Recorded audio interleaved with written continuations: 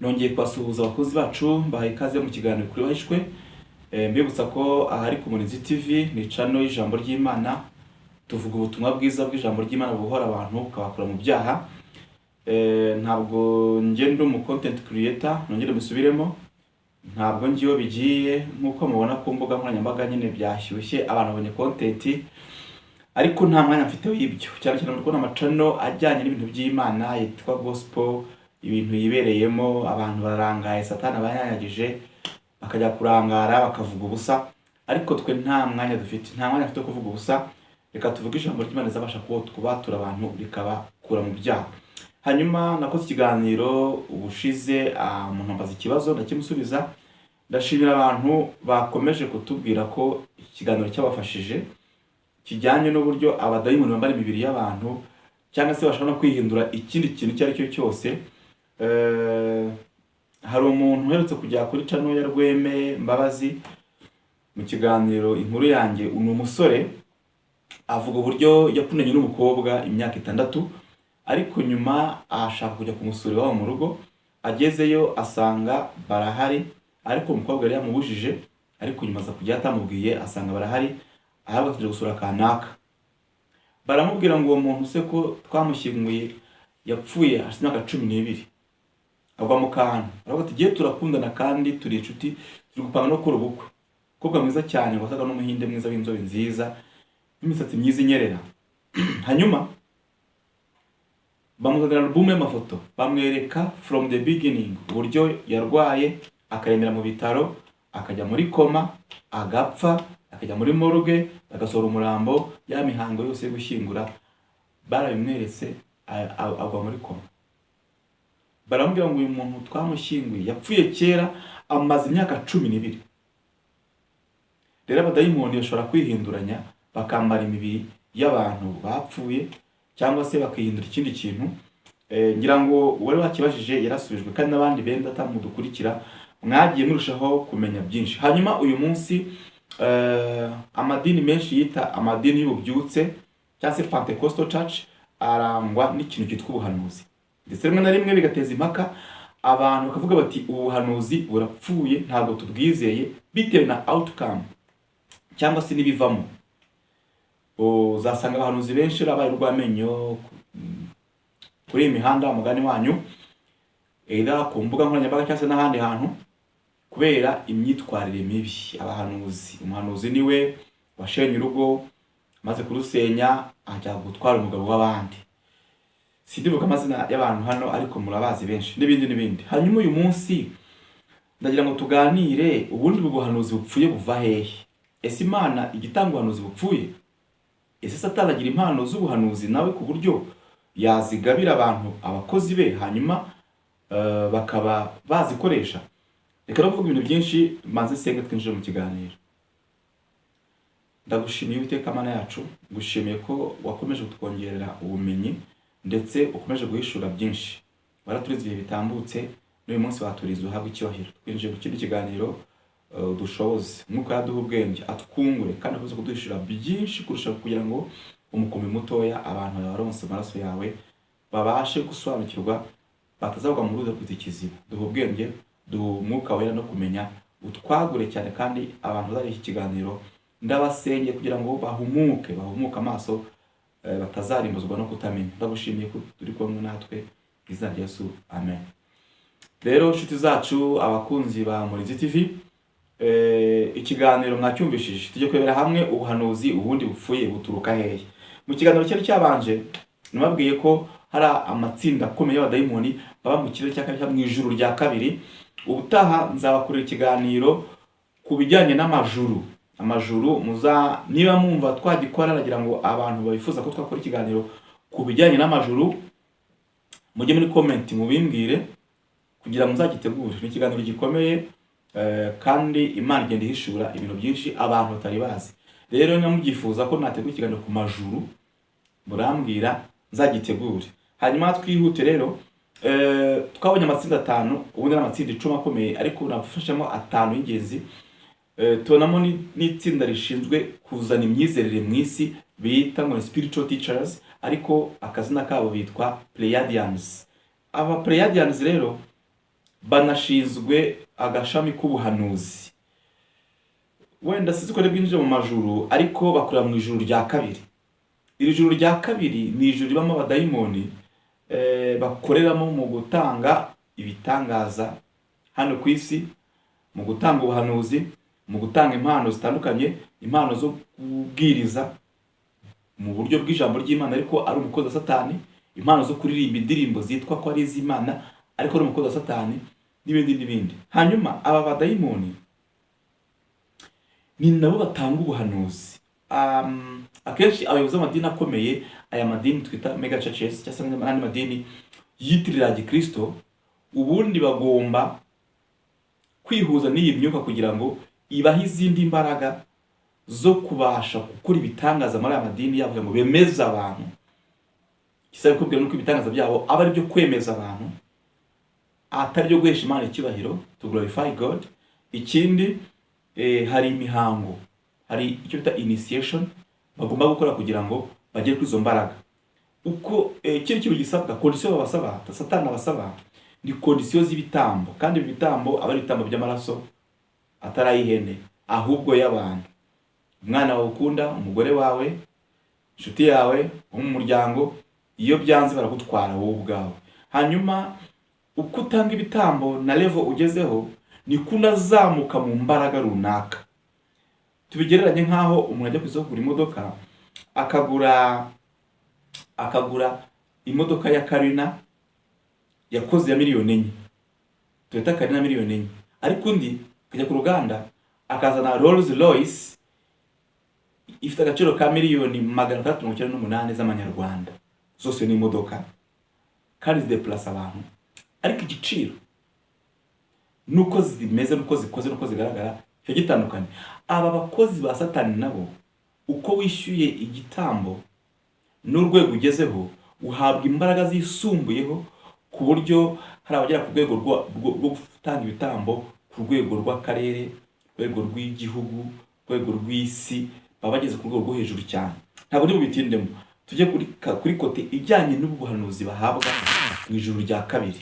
Hanyuma ubundi iyo umuhanuzi ari mu mwuka, ari guhanura avuga mu ndimi, aba yamaze guhinduka ikiremwa cy'umwuka. Hanyuma ubugingo bwe bukazamuka, bukikonekta ku ijuru ry'Imana, hanyuma umwuka wera akamuha amagambo avuga, bikitwa ubuhanuzi. Ibi bishobora kuba uyu muhanuzi akandagiye hano ku isi, ariko abamaze kuba connected ku kirere cy'ijuru ry'Imana. Ni ukuvuga ngo umwuka wera aba amaze nkaho yamuteruye akamushyira mu kindi kirere, tukabona ari hano ku isi ariko aba yagiye. N'ikimenyimenyi iyo agarutse avuye mu mwuka asubiye mu mubiri guhanura birangiye, uzabona ko ibintu bimwe yavuze atanabyibuka, kuko abyibuka aba arimo ameze nkaho atagifite conscience, nubwo umwuka wera ugemo na nyirawo, ariko aba yazamutse kuri connection y'ijuru. Uyu munsi tuzaza kurebera hamwe ibyiciro bibiri by'abahanuzi Satani akonekta kuri izi mbaraga z'abadayimoni bitwa Pleiadians, bashinzwe kugenzura iby'imyizerere n'amadini mu isi. Hanyuma abahanuzi bari mu byiciro bibiri, kavuga ibyiciro bibiri. Icyiciro cya mbere ni abahanuzi bashobora kuba ari abanyembaraga, babera amaso impano yabo bakanayisengera. Icyiciro cya kabiri ni icyiciro cy'abantu batazi neza ikibuga bakiniraho, bahera ku wa mbere bahanura, kugeza ku wundi wa mbere bahanura, akava muri January mu kwa mbere akajya mu kwa 12 atarasenga n'umunsi n'umwe, atariyiriza ubusa, atarasengera impano ye, ataranasaba imbaraga. Kubera iki? Kubera ko ibintu by'umwuka birakama. Nanjye uza hano kuri kamera mpora mbabwira ibi bintu, bisaba mufata umwanya niherere nsenge, Imana impa imbaraga, ariko iname a new package, impe message nshyashya, kuko ntasenze ntabwo nabona icyo mvugira imbere yanyu. Uyu muhanuzi rero uhora ari maso agasengera impano ye, bituma imitego Satani yamuteze ayuvumbura, agasenga Imana ikayikura.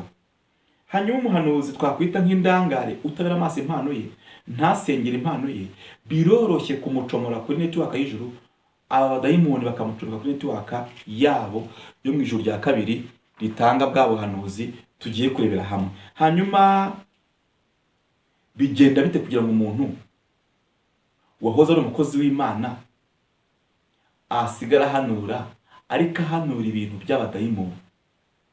Twavuze ko ari umuhanuzi ushobora kuba yarangaye. Sinje gutukana ngo ntuke abahanuzi munkurikiye ndabakunda, ariko iyo urangaye gatoya Satani agucomeka kuri ya network y'abadayimoni ntubimenye. Ngo abahanuzi akenshi ntabwo bamenya yuko bavangiwe, akomeza guhanura kuva ubuhanuzi mo buraza, ariko Satani yatwaye ikintu wari ufite kijyanye n'impano y'umwuka, ntabwo agiterura burundu ngo akijyane hanyuma hasigare hari ubusa. Ahubwo araza akatereka ikindi kintu gisa nacyo, ugasigara wibeshya ko ukiri umunyempano, ariko haramaze kwinjira impano z'abadayimoni. Niyo mpamvu umuhanuzi wahoze ahanura iby'Imana ashobora kuba yacomekwa kuri network y'abadayimoni. Impamvu ni nyinshi, ariko impamvu ya mbere ni ukurangara no kudasengera impano. Icya kabiri ni inda nini, indamu. Abahanuzi benshi Satani bateze ikintu bita indamu. Izi ndamu ni ibintu bitanafatika, ni utuntu dutoya twageranye n'ibishishwa by'imineke. Gute se? Hari abahanuzi bahanurira udufaranga tw'amafuti, agahanura ibunaka bakamuha amafaranga, yabona bayamuhaye agapanga no kujya guhanurira ibunaka nabo ngo bajye gute bayamuhe.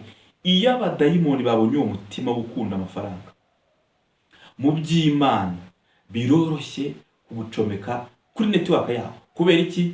Ntabwo Umwuka Wera byemera. Icya kabiri, iyo Umwuka Wera yagiye ntumenya ko yagiye, ntanagusezera. Ni kuvuga ngo iyo Umwuka Wera amaze kunyura bakigendera, Satani atacomeka kuri ya network y'abadayimoni, ugakomeza guhanura tukuzi kuri umuhanuzi, ariko waramaze gucomeka kuri network yindi y'abadayimoni. Bikora gute rero? Iyo uri muri iyo kategori navuze y'abantu bashaka kuba barangaye ndetse impano zabo, cyangwa se uri umuntu ukunda udufaranga, muzi ko abantu benshi bamaze kwadukaho n'umwuka wo gukunda udufaranga. Icyo gihe iyo ugiye mu mwuka ngo uhanure, abadayimoni bo barakuzamura, bakazamura spirit yawe, cyangwa se bakazamura roho yawe, cyangwa se bakazamura ubugingo bwawe, bakabucomeka kuri ya network yabo iri mu kirere, bifashishije ikintu bita amafrequence cyangwa se frequencies. Amafrequence ni nk'uburyo amajwi cyangwa se amajwi agenda azamuka, cyangwa se amajwi afatiraho. Nko kugira ngo radio ivuge bisaba ko hari frequency ifatiraho igakurura umunara runaka hanyuma ikavuga. Abadayimoni bafite connection yabo iri mu kirere mu ijoro rya kabiri, bashaka guta bazamura wa muntu umuhanuzi w'Imana warangaye, bakamuconnectinga ku munara wabo, bakamucuma kuri network y'ijuru, agasigara ahanura ibyo abadayimoni. Ndibaza ese Imana irabyemera ko uwo muntu bigenda gutyo? Yego. Bigenda gute? Akenshi uyu muhanuzi Imana ibaramubura inshuro zirenga imwe, ukaba ari umuhanuzi wa nyawe abana n'Imana, ariko Umwuka Wera akamusanga akamuburira akabyanga. Ikizabakubwira benshi ntibagunda ijosi, abenshi bariyemera. Ikindi uzasanga mu mibereho yabo ya buri munsi uwo muntu nabo baturanye nabo bana mu rugo bitameze neza. Uwo muntu rero nta Umwuka Wera muturamo, ahita amwinyuma akigendera. Iyo yagiye rero Satani araza akatereka ya mpano ye yo guhanura y'abadayimoni, komeza guhanura, ariko guhanura ibyo babwiwe n'iki n'abadayimoni bo mu ijuru rya kabiri bitwa Pleiadians. Twihuse rero turebe icyiciro cya kabiri cy'umuhanuzi noneho wagiye gushaka impano yo guhanura kuri Satani abizi neza, kugira ngo abone ubutunzi anireherezeho abantu. Uwo nguwo nari byasabwa, hari condition bamusaba, ibya bitambo n'ubundi, ariko uwo nguwo we banamuha misi ikomeye yo kujya kuyobya abantu benshi, kujya gusenya ingo no gusenya imiryango, ndetse no kwiherezaho abantu kugira ngo abe nk'icyamamare, amenyekane, kuko we ntabwo afite gahunda yo kwamamaza Kristo, ahubwo we no kwiyamamaza kugira ngo yibonere ubutunzi. Aba rero nibo buzuye kandi nibo babi. Ni ukuvuga iki rero? Uyu muhanuzi kuri uru rwego biragoye kumumenya no kumutahura, kubera ko akenshi baba bafite imbaraga zikomeye bahawe n'abadayimoni muri cya kirere cy'ijuru rya kabiri. Ikindi, izi mbaraga bahabwa zibahesha ubushobozi bwo kwidegiza kwihisha mu bantu cyangwa se gutuma mutabavumbura. Hano usanga umuntu bamwita mami, bamwita daddy, prophet, ariko yarafashe imitima y'abantu ku buryo umuvuze nabi induru ziravuga. Mujya mubona kuri social media ku buryo iyo uvuze uwo muntu we nabi biragoye ko amurekura, kubera ko imitima yabo iba yarafashwe na za mbaraga za kidayimoni. Ikindi kintu gikomeye rero abahanuzi bakora nabyo ko basenya imiryango, basenya ingo. Ubuhanuzi marabuzi, mwagiye mubona kenshi ukumva umuntu akubwiye ngo uyu mugabo ntabwo ari uwawe, Imana ikugeneye undi mugabo, Imana iguhaye urugo, giye gushaka i Burayi. Umugore agata umugabo we n'abana 4-5 babyaranye, agahobagira ngo agiye gushaka umugabo w'umusore ngo Imana ngo yamwemere. Ntanashyiremo ubwenge ngo avuga ati si Imana ijya kumpa uyu nguyu tubyaranye 4, ntiyari muzi uwo nguwo se wundi impangiye, ntiyari izi ko ahari. Ese hari Imana iba ku rugo igasubira inyuma ikongera ikarusenya? Nta yindi baho, ni Satani. Aba bahanuzi rero nibo buzuye muri sosiyete, kugeza naho leta y'u Rwanda ifashe umwanzuro wo gukura ibyo guhanura no gufunga aho basengera n'ibindi byatumaga bateza akajagari muri sosiyete, ndetse no kwiba amafaranga abantu bababeshyeshe ubwo buhanuzi bwabo. Imana irambwiye ngo tanga ituro rya miliyoni gusengere, akagenda akagurisha ikintu cyari afite, agafata credit akazana miliyoni akayiha umutuzi ngagiye kumusengera, nyuma akazikanga yaramwibye. Nta kintu kibaye, nta gitangaza kibaye. Aba bahanuzi rero dukwiye kubirinda, kubera yuko baragwire kandi buzuye ahantu hose. Iyi saga muri kora ku mbuga nkoranyambaga buriye ni Satani wayicreatinze. Number 1, witonde, aba yayicreate cyangwa se aba yayihimbye ku bw'abakozi be bacuruza amakuru yo kuri YouTube, abitwa content creators mu gisata cy'iyobokamana. Ahantu humve neza, twabonye ko iyo ugiye gushaka ubutunzi kwa Satani uhitamo field uri bukoreremo. Muzi imisozi 7 Satani yabiye mugomba gufata, abantu bagomba gufata barambabarira. Twabiganiraho mu kiganiro nakoze, iyo uhisemo kujya muri field y'itangazamakuru ariko kuri kote y'iyobokamana kugira ngo uyobye abantu benshi, abadayimoni babafasha kubona content kugira ngo ba bantu twavuze mu cyiciro cyitwa abantu batabona namba, batazi iyo biva niyo bijya, batazi by'iyi game turimo, batazi ikigo turi gukinamo, babahombokireho bari kureba ayo matiku ngaha batukana, abavuga nyiranyanaka, umuhanuzi kanaka yataye urugo rwe nk'aho bamusengeye, ahubwo bakamwandagaza bakamutaranga. Ni content Satani aba creating abantu be baba content creators bamukorera, ariko mwibanga mu gisata kijyanye n'iyobokamana. Twihute kikomereza. Aba bahanuzi rero bakora mu kirere cya kabiri, ahubwo Satani aba deployinga mu byiciro bitandukanye kugira ngo bamukorere ya misiyo aba yabahaye. Of course abantu baraza bakabahombokeraho bakurikiye ubuhanuzi, bakabaha n'amafaranga, ariko abakozi ba Satani nabo, abahanuzi nabo ba Satani bakora ikintu cyitwa gukora misiyo Satani shebuja yababwiye. Muyobya abantu, mwicubukwe, musenye ingo, kumva ragwanduriye ngo Imana yambwiye ngo uriya mukobwa mugiye gushakana ntabwo ari uwawe, Imana yabyanze. Reka mbahe story gato dukomeze. Igihe kimwe umudamu wanjye tubana tugiye gukora mariage civil mu murenge, twapanje mariage civil.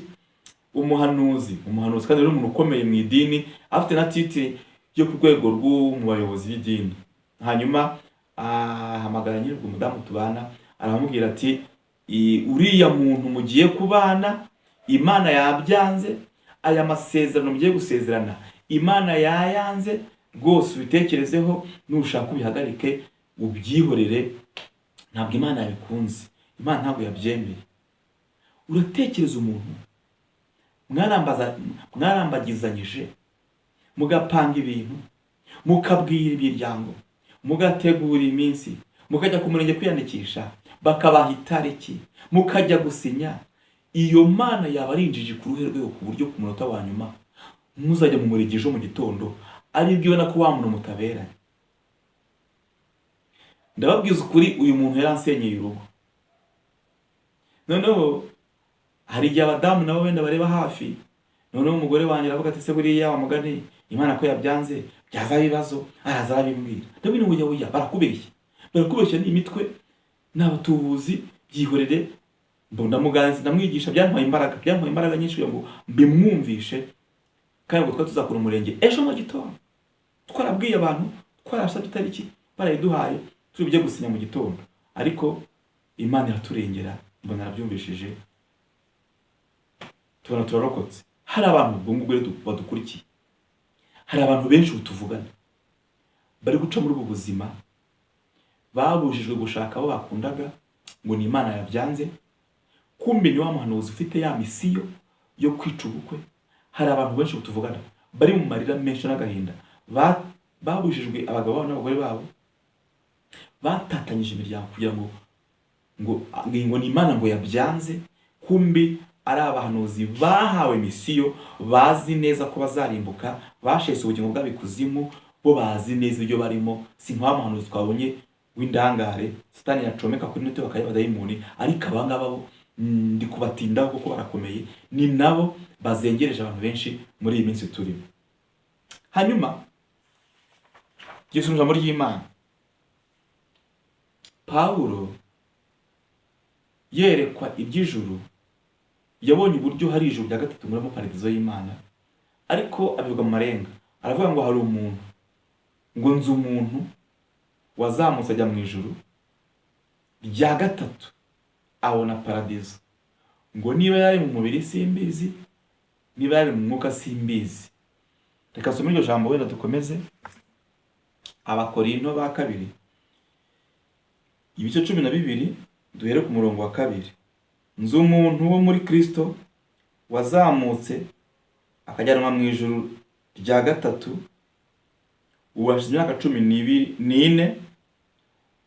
Niba yarari mu mubiri simbizi, cyangwa niba atarari mu mubiri nabyo simbizi. Hano Pawulo yavuga ko hari ijuru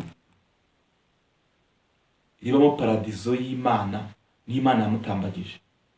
Ariko mu Befeso ibice 6 guhera ku murongo wa 14 hari ibindi bintu yabonye yo yavuze, abwira abakristo baburira ngo nyamuneka dukwiye kwambara intwaro zose z'Imana kugira ngo tubashe guhagarara ku munsi mubi tudatsinzwe n'uburiganya bwa Satani. Aravuga ngo kuko tudakirana n'abafite inyama n'amaraso. Abo yarababonye Pawulo ajya mu ijuru, Imana yaramuzamuye imurenza ijuru rya mbere, imurenza ijuru rya kabiri, imugeza mu rya gatatu. Ntabwo rero wajya mu ijuru rya gatatu utaciye mu rya kabiri, kandi ntabwo wajya mu rya gatatu utabonye ibintu bibera mu ijuru rya kabiri. Yavuze amatsinda 4 akomeye y'abadayimoni ngo turwana nabo. Harimo rero n'abapleyadians, nubwo ajya afite inyito nyinshi bitewe n'indimi n'umuco, ariko iki cyiciro cy'abadayimoni turwana nabo harimo n'abangaba bashinzwe kuzana imyizerere mu isi bita pleyadians. Pawulo yarababonye, aratuburira ngo twambare intwaro zose z'Imana kugira ngo tubashe kunesha izi mbaraga mbi. Twihuse rero, ikikubwira aba bahanuzi, ikizakwira aba bahanuzi cyane cyane abangaba baba mu itsinda ry'abahanuzi babaye initié cyangwa se babaye deployed mu itorero no handi hantu hatandukanye kugira ngo bajye kuri misiyo ya Satani, kuyobya abantu ngo bazarimbuke. Of course bazarimbukane, gusenya ingo, gusenya imiryango, kwica ubukwe n'ibindi. Aba badayimoni baba bakoresheje aba bahanuzi. Hanyuma tugiye kurebera hamwe ibintu bibaranga. Ni ibiki birangwa uyu muhanuzi wo kuri uru rwego? Ahantu uravuga mu ndimi, avuga ko ari Imana imutumye. Imana iravuze ngo, ntabwo ngo Satani aravuze ngo, nta muhanuzi uzabona ngo Satani arambwiye ngo, bose baba ngo Imana irambwiye ABCD. Wabwirwa n'iki rero uyu muhanuzi? Kari umuhanuzi wa Satani. Ikintu cya mbere kibaranga, bahanura ibintu biteye ubwoba kandi bibi, negatifu. Imana yetse ucika akaguru. Ntanakubwira ati Imana igukuriyeho impanuka yo guca akaguru. barakubwira ngo Imana inyeze ucitse akaguru, mbonye isanduku ebyiri mu rugo iwawe, mbonye umugabo wawe apfa. N'ibyo bavuga, n'ibyo bahanura, kandi yamaze kubihanura ntabwo aguha intsinzi yabyo. Kavuga ati wenda usenga y'ibiri Imana ikureho urupfu, ukusenga y'itatu Imana ikureho kanseri. Avuga ati mbonye urwaye kanseri. Bahanura ibintu bibi kandi biteye ubwoba. Icya kabiri gikomeye, baca igikuba. Ubuhanuzi bwabo buca igikuba. Bivuze iki? Ibintu bahanura ubusanzwe aba ari ibintu abadayimoni bababwiye bagiye gushyira mu bikorwa, none bakabyitirira Imana kugira ngo umugirire icyizere ko aguhanura ibintu Imana imubwiye byari bikomeye, umuha amafaranga. Mukozi w'Imana, Imana yagukoresheje, urakoze, Imana yishuye ko nari ngiye gupfa, nta n'intsinzi aguhaye, avuga dukora yingahe, kumbi ni urupfu abadayimoni bapanze mu isi yabo y'imyuka mibi bashaka gusohorezaho. Iyo utabaye maso urapfa. Iyo utabaye maso ibyo baguhanuriye bibi birasohora. Niyo mpamvu dukwiriye kuba maso. Uyu muhanuzi nakubwira ikintu kibi, ukwiriye gufata umwanya ugasenga, ukuzaho urwo rupfu, ukuzaho ayo makuru mabi akubwiye, kuko baba biteguye mu isi y'umwijima kugira ngo babigusohorezeho. None ukabiza ngo Imana ikubwiye, kumba ahubwo bashaka no gupanga kukwica. Bakigira nkaho Imana ibakoresheje ngo bakubwire ibyo bintu bibi bigiye kukubaho. Kambaho ubuhamya gato kuri kubyambayeho. Ahantu nasengeraga hari abahanuzi nk'aba ngaba benshi. Urumva Imana yahanyohereje ugiye kuhasengera, hari ikiguri cyabo, abayobye barahoze ari ab'Imana, n'abandi Satani yohereje bazi neza ibyo barimo. Mpageze Imana impano ikomeye nari nyikeneye cyane, impano yitwa impano yo kurobanura imyuka, esprit de discernement. Ndashimira Imana yayimpaye. Twaba turi gusenga mu bihe runaka, wenda muri za groupe cyangwa se muri makorari cyangwa se amasengesho asanzwe y'itorero, abantu bakuzuzwa bagatitira bakavuga mu ndimi bagahanura nk'amasaha 3. Noneho ya mpano yanjye igahita ijya kuri connection y'ijuru, bose nkabarondora. Imana ikampishurira imbaraga zibakoresha ko ari iz'abadayimoni. Maze kubahishurirwa nabo mu isi yabo y'umwijima, abadayimoni bakoresha bababwira ko njyewe namaze kubamenya ko ari abakozi ba Satani. Kandi aho hantu bari barabifatiye nta muntu n'umwe uzi ibyabo, bazi abakozi b'Imana babanyerera ukagwa, barabafatishije. Kumbi ibikoresho by'abadayimoni barazengereje abantu. Maze kubahishurirwa rero, basenga cyangwa se bahanurira abantu, njyewe nkazimya ubuhanuzi bwabo cyangwa se nka disconnecting cyangwa se nkakuraho network yabo mu mwuka. Birumvikana barabimenya kumva bangamiye. Ukuntu impano yitwa impano yo kurobanura imyuka ikora nka smack cyangwa se imeze nka rukuruzi n'icyuma. Iyo rukuruzi igeze hano hari icyuma, uko byagenda kose iracyumva kandi iragikurura. Iyo mpano nayo ikora iyo ugeze ahantu hari ibyigoma nyine gukora no kudetectinga. Ahantu basaka haba hari icyuma gisaka cyitwa metal detector, kireba kunyuzaho bareba ko nta bintu by'umutwaye, ibisasu n'ibindi. Iyo mpano nayo niko ikora. Noneho ba bantu bamenye ko namaze kubavumbura, barandwanya cyane, simbijyamo.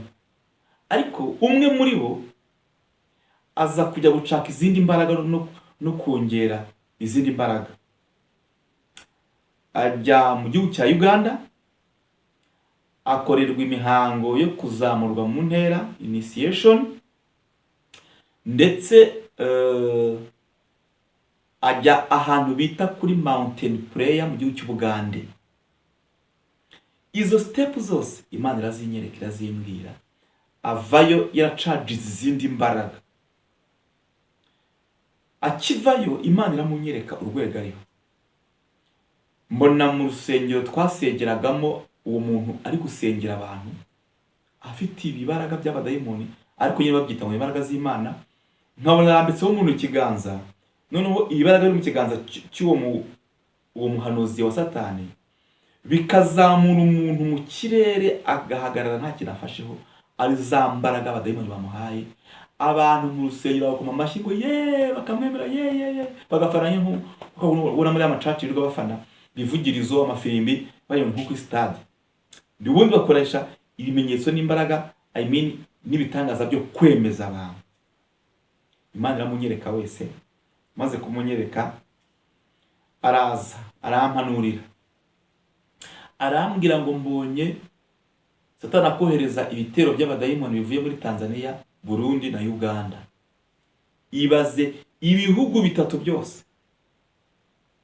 Kuko namaze kumenya uwo ari we, ndavuga nta kibazo. Fata ibyo gusenga, imbere y'Imana senga, nkubita izo mbaraga neza zigiye kuza ko nari namenye ko ari ugiye kuzohereza nshuti zanjye. Niwe wari ugiye kohereza ibyo bitero by'abadayimoni. Byaraje ndyamye, biraniga ariko biransiga, simbitindaho. Ndashimana ko yampaye ayandi maso. Twihuse, udukurikiye n'abandi wabuze inshuti zawe bashobora kuba bari guca mu bintu, babitsa amasezerano, barabwiwe ibintu n'abadayimoni, bazi ko ari Imana yabikoze, bazi ko ari Imana yabivuze. Uwo muhanuzi mu kindi gihe yigeze gushaka kundiganya amafaranga 200,000. Abangaba ibyabo n'amafaranga bidaciye mu buhanuzi, biciye mu yindi nzira, ashaka kundiganya 200,000. Ariko Mwuka Wera utuye muri nge aranyongorera arambwira ngo oya, uyamuha. Rero ibihe tugezemo, uri bwibaze ngo wakora iki? Nta kindi usabwa ni ugusenga, Imana ikaguhumura amaso. Bitameze gutyo uzagwa mu mitego y'aba bantu bita abakozi b'Imana, cyane cyane bitwa abahanuzi, kandi bamaze gusenya abantu benshi no gusenya imiryango myinshi no gusenya ingo nyinshi. Ibintu bibaranga, twabonye ko ikintu kibaranga ni uguhanura ibintu bibi. Icya kabiri, bariyemera. Icya gatatu, baca igikuba. Muzi umuhanuzi bafunze, kamuvuga izina n'ubundi Rimbu yaramufunze, ari muri gereza. Yitwa Nibishaka Theogene. Mwarabonye kuri social media yarahindagana, abadiaspora barasara, baramuhamagara bati mukozi w'Imana baradutse. Content nyine Satani arayicreatinga, amacano yose muzi mu Rwanda avuga ibintu by'iyobokamana ya Satani. Ubwo ndavuga babizi ko ari ya Satani nyine. Abatabizi murakurikira nyine buhumye, nta kundi mwihangana. Babanye content baramuhostinga, arahanura, ageze ubwo ahanura ibintu byamukozeho biramufungisha. Simbivugaho, ariko byari propaganda y'abadayimoni. Hanyuma twihutishije rero, ni iki wakora kugira ngo utazagwa mu biganza by'aba bahanuzi ba Satani? Icya mbere bigusaba ni ukugira umwanya wo gusengera impano yawe. Wowe nkurikira uri umuhanuzi, ni ufata umwanya ugasengera impano yawe, ugasaba Imana imbaraga kugira ngo Imana ijye iguhishurira birenze ibyo guhanura. Icya kabiri biragusaba ko niba wari umuhanuzi w'Imana ukumva ntugihuza n'Umwuka Wera, ubyiyumvamo. Rega uretse ko twiyobya tukijijisha, iyo Umwuka Wera yagiye urabyumva, ubyiyumvamo. Nta kindi wakora, ni ugupanga ibihe byo gusenga, kujya imbere y'Imana. Imana ikagucomora kuri network y'abadayimoni, ikagucomeka kuri network y'Umwuka Wera, ukongera ugahanurira mu Mwuka Wera. Hanyuma ushaka kudukurikiye waramaze gusenyerwa urugo n'abahanuzi. Birashoboka kuko benshi byababayeho, nanjye bari bandangije nuko Imana yandengeye. Ushaka gufata umwanya gusenga Imana ikaba yagarura urugo rwawe, byose birashoboka. Reka vuge kano kantu hanyuma dusoze. Umunsi umwe nagiye gusengera ahantu mu rusengero rumwe rwo muri Kigali, simvuga idini ryari ryo. Yabaga ari amasengesho ku mugoroba, turimo dusenga, ndi umuntu waje nyine kwiyumvira nanjye ngo nirwaneho, yicaye hagati mu gikundi. Ya mpano ihita iba connected, ihita ijya kuri network. Ni ibintu udakontorora, ntabwo ushaka kubihagarika, nibyo byikoresha. Iyo ubanye neza n'Imana nta kibazo ufite, ihita yicomeka. Iyo mpano ntabikora ahantu hose. Nk'uko uzi utagira apeti nta biryo urimo kureba. Abafaransa bacu umugani ngo l'appétit vient en mangeant, apetiza iyo urimo kurya. Niyo mpano ntabwo ikora ahantu hose, ikora mu gihe cyayo iyo kigeze. muri urwo rusengero harimo umuntu watumiye w'umuhanuzi, ariko ngo umuvuga butumwa arahaguruka, ryari iteraniro rishyushye, bari baranditse abantu ngo hari umukiza uzaza kubwiriza, abantu baje ari benshi, ryari iteraniro rishyushye, bari gutera za haleluya, abantu bari kuzwa haleluya za amena, bari kuvuga mu ndimi, ahagukana imbaraga, atangira guhanurira abantu. Nta jambo ry'Imana yasomye, ngiyo indicator ya mbere, ntiyasomye Bibiliya ngo yinterpreting imirongo runaka ya Bibiliya hanyuma agira umwanya wo guhanura. We yahagutse mu gishyukirane cyo guhanura, avuga ati wowe uri inyuma mu nguni, Imana igukije kanseri, bati haleluya, yumva induru ziravuga. Ariko njye nicaye muri iyo teraniro, connection yanjye ijya ijuru ritari connect, mbaye connecte, ntangira kumva iryo teraniro ryuzuye abadayimoni benshi cyane. Nabo abo badayimoni bamenya ko hinjiyemo umuntu ufite izindi mbaraga zitari izabo. Kumbe iryo teraniro ryose bari baryigaruriye, nta muntu umuzi ibyabaye. Baranyataka, baranjombagura ibintu, ariko mpangana nabo mu mwuka. Nyuma yaho umwuka wera arambwira ngo cecekesha uriya mukozi wa Satani, yuzuye abadayimoni, ntabwo ari impano z'Imana. Umwuka wera tujya impaka, ndagase uyu muntu ko mbona ari umukozi w'Imana, nubwo urumva iteraniro ryuzuye abadayimoni benshi, ariko se ko mbona abantu bameze neza, ari gutera za haleluya, ari guhanurira abantu. Uwo mwuka wera uri muri jye arambwira ngo cecekesha dayimoni, si umukozi wanjye. Umwuka yashyizeho igitsure, ntangira kuburana, ndavuga ko ariko se ko ndi umushyitsi, ko niziye ahangaha, ko ntari uwaha, ko niziye gutera nanjye ngo nijajarire nirwaneho. Ubundi nta banyamasengesho baba muri iri torero, kuki utababwira bakamuhagarika? Umwuka arambwira ngo cecekesha dayimoni. Numvise igiye guturika umutima, ndi kurwana n'umwuka mu buryo bw'imbere. Sinavuze, sinahagurutse ngo mvuge cyane, navugiye mu mutima ngo ceceka dayimoni, ndagucecekesheje, jya kwicara. Wa muhanuzi ahita yumva neto akayivuye, amenya ko hari imbaraga ziri mu iteraniro imbere ziri kumukurura. Ava ku ruhimbi aho y'amabwiriza, aca ku gihande kimwe cyo mu iteraniro hagati, ari gushaka ahantu hari network kumukurura. Nakubye ukuntu bikora, ni nk'icyuma na rukuruzi. Aca ku rundi ruhande, niciye ku ruhande, ariko mu gihande cyo hagati, ariko ku ntebe ku ruhande, araza exactly angeraho, amenyaho isoko y'imbaraga ziri kumukurura ziri, ampagarara n'iruhande. Agerageza gukonekta, biranga. Ahubwo ngiye mu mutima ntabumbuye umunwa, ntavuze ngo mu izina rya reka, ndavuga ngo ceceka, ndagucecekesheje, jya kwicara mu izina rya Yesu. Yahise network ye ivaho burundu, aburi kintu avuga, ahita ava mu iteraniro, ajya ku ruhimbi kwicara. Yari kubwiriza iyi saha yose, cyangwa se iminota 45, yabwirije iminota 18, narayibaze, nari saha. None umwuka yarambwira ngo iri teraniro rikeneye gukira ibyaha, abantu buzuye ibyaha, bagiye kwicwa n'ibyaha, ntabwo bakeneye guhanurirwa visa, guhanurirwa permis, diplome, akazi, no. Noneho mbwira umwuka wera mu mutima ngo genda rero ubwire umuyobozi wa gahunda ahite akomeza.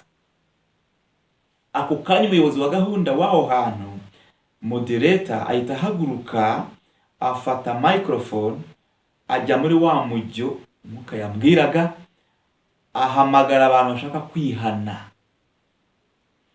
Aravuga ati umuntu wumva atarakira Kristo, umuntu wumva atarahura na Kristo, yahaguruka tumufasha gusenga Imana. Umuntu wari waraguye, ngiye kubona ngo nahagurutse abantu nka 40. Bajya kumukeka, barapfukama, barabasengera, iteraniro rirarangira.